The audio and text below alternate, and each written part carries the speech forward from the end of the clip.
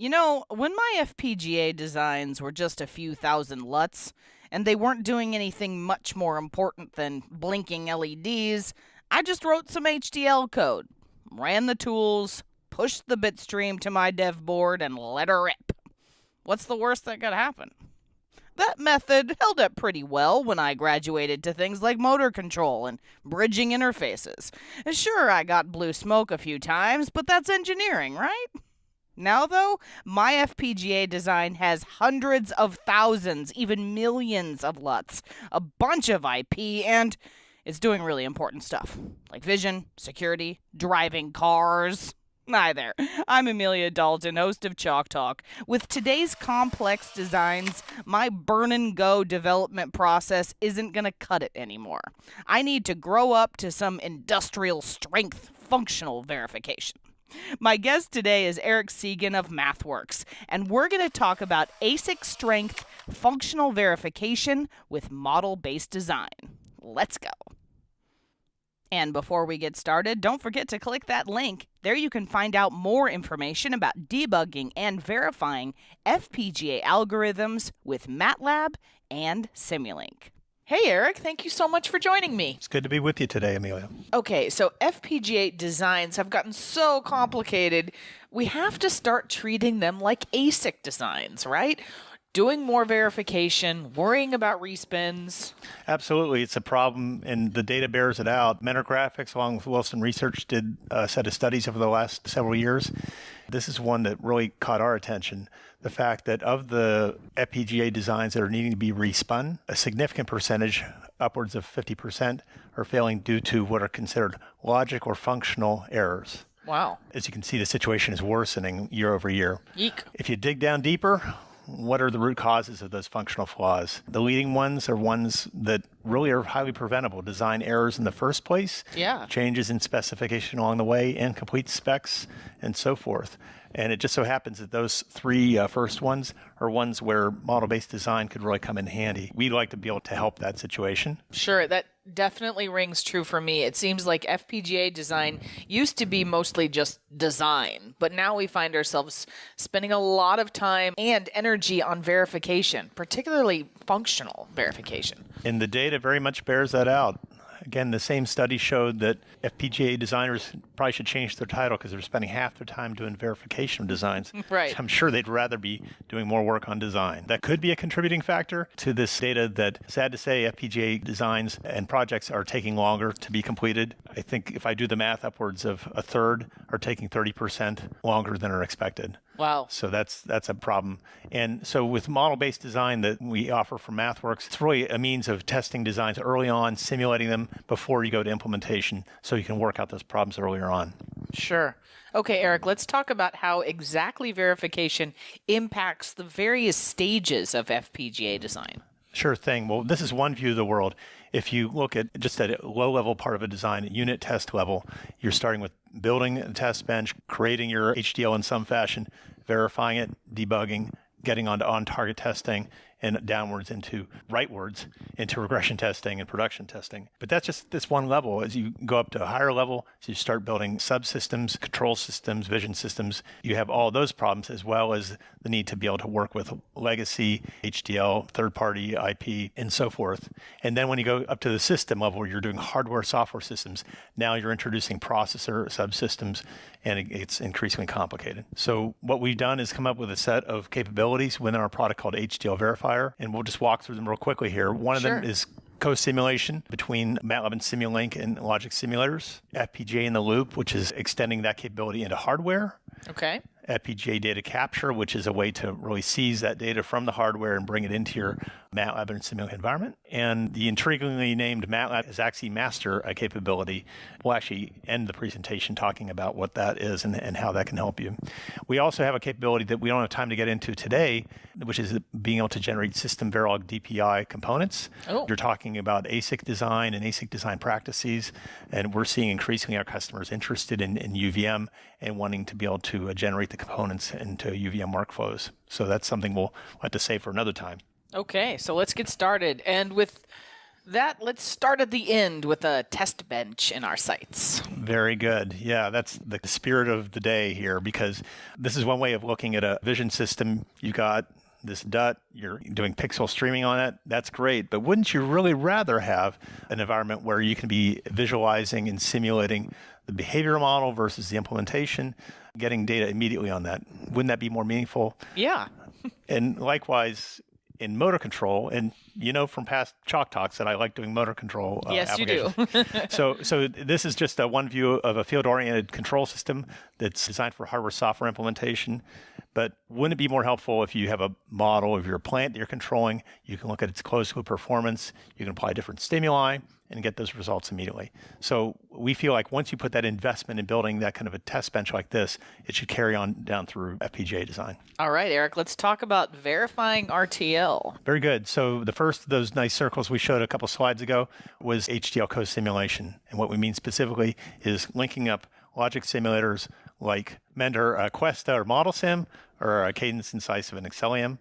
And what that lets you do is leverage that existing test bench, and you can be verifying whether you're handwriting your HDL code, whether you're using legacy code, or automatically generating it with products like our HDL Coder product.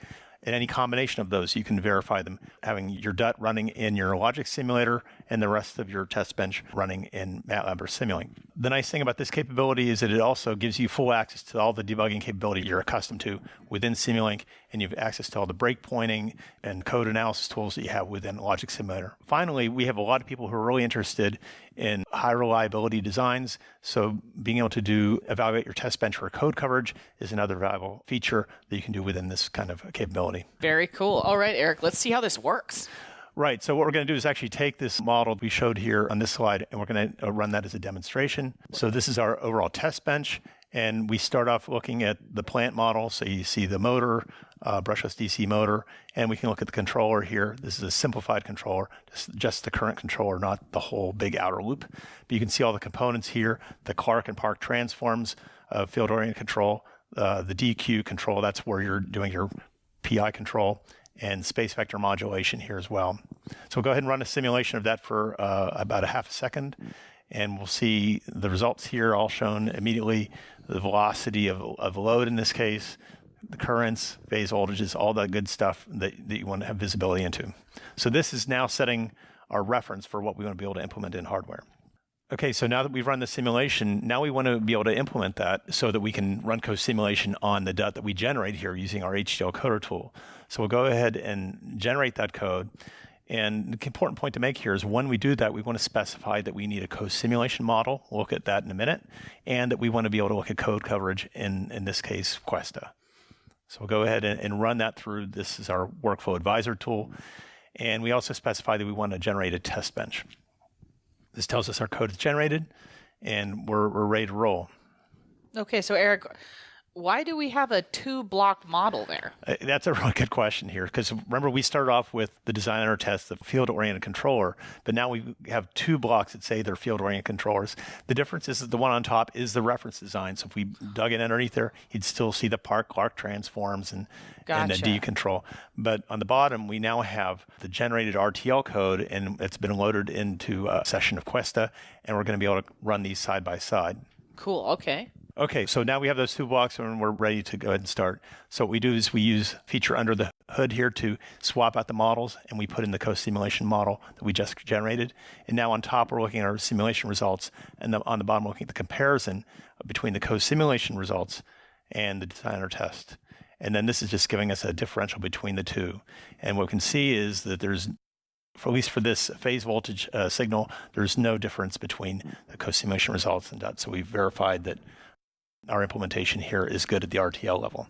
Excellent. So, Eric, where does ModelSim Questa fit in here? Yeah, it's a good point here, because so far we really just looked at the Simulink side of it. We really haven't looked at how the logic simulator fits in. So this is a view we have after that simulation run in Questa. We can see the phase voltages shown here. You actually can see analog signals in Questa. If we go ahead and look further, we can look at the code coverage that we did. So here we can see all the different design units and see the percentage of code coverage we have for each. And we see some of the percentages are 100, some of them are down in the 60% range. So that gives us an indication that we need to develop some further stimulus so that we're going to be able to have a more complete code coverage. So Eric, software is great and all, but what about the hardware side of things? That's a good point. So we want to be able to not just look at RTL, but really look at the implementation in hardware and target boards. What we've developed to support that is called FPGA in the loop. The way that works is we're replacing, again, the behavioral model for the DUT with the implementation, and we're going to communicate between our MATLAB or Simulink session and hardware boards from Xilinx, Intel, and Microsemi as well. So the kinds of things you can do with that, it's really providing you that ultimate truth test of hardware-based verification of your algorithm. As with Cosimulation, it supports the use case where you have a mixture of handwritten code and auto-generated code from products like HDL Coder. It's fully automated from within this MATLAB and Simulink environment, so you won't need to interact directly with the tools from Xilinx and Intel and Microsemi to do this. And we're generating the whole infrastructure for running these tests. So what I'd like to do, if it's okay with you, is pick up where we left off. Yeah, let's keep on trucking, Eric. All right. So we're going to take that same design we had before, and now we're going to continue from Cosimulation into FPGA in the loop. So first of all, we'll just go ahead and do some setup of the board. So it's Ethernet-based communication. We just have to set up that communication channel, and we'll run the task. And what we've done now is we've created, again, those two boxes that we had before.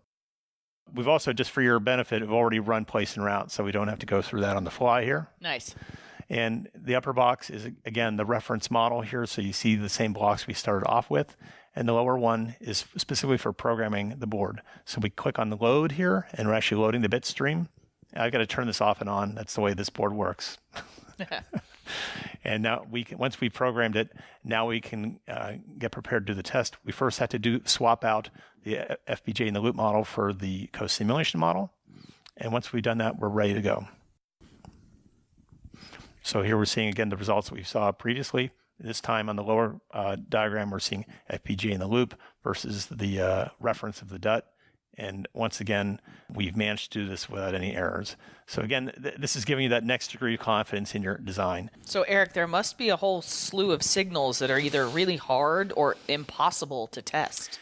It's one of the tricks of hardware design, right? Or hardware verification is getting visibility inside the FPGA. Right. Or getting access to those signals that run at very high rates. We introduced a capability we call FPGA data capture. And what that's really intended to do is to capture these high rate or internal signals. So what we're looking at here, this diagram on the left here, is an actual pulse width modulator IP core. That's one of those cores that's embedded deep within the motor control applications we build. What we're going to do here is we're going to add a block on here specifically for data capture. And what that's going to do is create a set of IP that's going to get integrated within my design in the implementation so that I'm going to be able to get access to these internal signals. They look like they're maybe external here, but believe me, they're embedded deeply within this design. Okay. Those signals are then uploaded into my MATLAB session, and I can do further analysis, such as with this logic analyzer tool. So this is really generating that IP on the fly. So I can do all this without having to necessarily directly interact with Vivado or Quartus. Cool. It's integrated with the Workflow Advisor, and we're continuing to make that more tightly integrated. And it automatically does this loading into your MATLAB session for further analysis. Let's see how this works. Let's give that a shot. So here's that test. We saw that model before, and this is the test bench around it. So, Okay. Of course, this being model-based design, let's first simulate how this is going to behave. We're going to try running different duty cycles through the different PWMs. So you can see this with 25, 50, 75%. So once we've simulated that, we can add in this data capture block, and we can configure that in a number of ways. But we'll just increase the buffer size up to 4,000 or 4K data points. That'll let us capture a full wave. And now what we can do is actually generate that as an IP core, and we're going to embed this IP core within a bigger design. Okay. So the key thing here is when we choose the target interfaces, we're going to leave all these as just external ports. What that does is it surfaces them so that when they get embedded in our reference design, that's sort of a framework for doing hardware design that we use here, they're going to be visible. Okay. All right. So, and this is just showing us in this report here that it's going to show us that these are all external ports. All right, so now what we do is we build that bit stream. We've kind of done that already, so we don't have to wait through the process here. And so now our next step is to take that IP core we created, we drop that into this reference design framework. We're going to be generating a new algorithm into that framework, but now we've got access to those signals for FPGA data capture. Okay. So go ahead and get it started here. So this is our reference for our simulation results. We've already run those ahead of time. And now we have this external mode test where we can actually run the same test here using real hardware and with the controller running, in this case, on a Zinc chip. So we're just running that same 8-second test we just showed before. We haven't done any FPGA data capture yet. This is just like a good starting point. This shows us we're at a good starting point. We're looking at rotor velocities, phase currents, and we're all good. So what we've done, that just showed that we now have a good design. Now we want to run this through an interactive test. That is, instead of just going through that set of pulses we went through before, now we're going to manually directly control through this model here in Simulink. We're going to be controlling the hardware. And then we're going to be able to log the FPGA data capture signals. Okay. So we're off and running. We can see when we started the model running here, but we haven't actually turned on the motor yet. So let's just get the screen set up the way we want to do it. And over here on the right, you see our data capture tool. And down below, we see our logic analyzer. We're going to turn on the motor now. So you see the motor start spinning up. And as soon as we click on this, we're going to be capturing these PWM signals. Cool. So the nice thing about these is you're really going to be looking at the pulse widths. And what we want to be doing here is we want to check whether our pulse widths as we go to different speeds are changing. So we're going from 100 radians per second now up to 200 radians per second. So we should see a different shape to these things. And what we'll go ahead and now we've done that, we captured more data. So rather than just eyeballing it though, we can actually use cursors to measure all these pulse widths. So we'll go ahead and just drop down a couple cursors here, and we'll be able to see how many samples are going on here. So for about 4,000 samples there, and we'll drop in another cursor so we can look at the rising and falling edges of this. And from these, we'll be able to compute our duty cycles as a percentage of the overall wave. So this is exciting for us because these are 50 megahertz signals. We wouldn't have been able to get access to these via other means. When you're building up a PWM peripheral like this sort of a visibility is very critical. It's an alternative to trying to drop an oscilloscope onto your board. Sure. So I was curious, Eric, from before, what is this AXI Master IP business all about? That's right. Yeah, we didn't really talk about that much in there. So maybe it's easier to talk about what we're trying to do. So here's how we came at this. We invested a lot of work into a workflow targeting SoCs like Zinc and like Intel SoC FPGAs. To do that, we relied heavily on the AXI 4 interconnect for communication between the processor cores and FPGA fabric. But what we found is this provided a great means by which you could access onboard DDRs or AXI registers that either we generate with our tools or that you build on your own. So what this is letting you do is use MATLAB to communicate with these through a set of IP that we build. We call MATLAB as AXI Master. So you can communicate with DDR memories, or equally you can be talking to these AXI registers. So let's go ahead and run a test on this. What kind of design should we use? How about some blinking lights? Okay, we've already gone through some pretty heavy-duty stuff with motor control. Let's go ahead and do something simple like blinking LEDs on a board. So we'll do this. We're going to target Xilinx KC705. So again, we start off with the simulation model. This one is going to let us control an IP core that has a LED counter on it, and we can count up and down and change the rate. So here's our inputs into the core, the blink frequency and direction. So those are controlled from the test bench, and then we output the LED signal to the counter. So we go ahead and run this as a simulation, and of course we can interact with it. So we can change the direction with this toggle switch. We can change the rate using the slider bar, so you can see it counting different rates. Admittedly, a toy design, but the concepts come through. So once you've run simulation, then of course we want to be able to test it in hardware. So again, we're running this HDL Workflow Advisor tool, and we're going to use this as the basis for running these MATLAB as AXI Master. So this time we're going to generate a new IP core for this LED blinking design. We target the KC705 board, but one key thing we do here is when we have the reference design, that's the framework that's around the algorithm core, we're going to specify MATLAB's AXI Master for that communication. So MATLAB will be communicating directly with this core. So we go ahead and run that. And when we set up the IOs, now we're connecting, instead of to an ARM core, we're connecting through AXI to a JTAG, and that's going to communicate with MATLAB. LEDs still are connected to LEDs. So we'll go ahead and run that task. And now when we look at this report, this is pretty important here. So now when we look at this register address mapping, we see these different address offsets.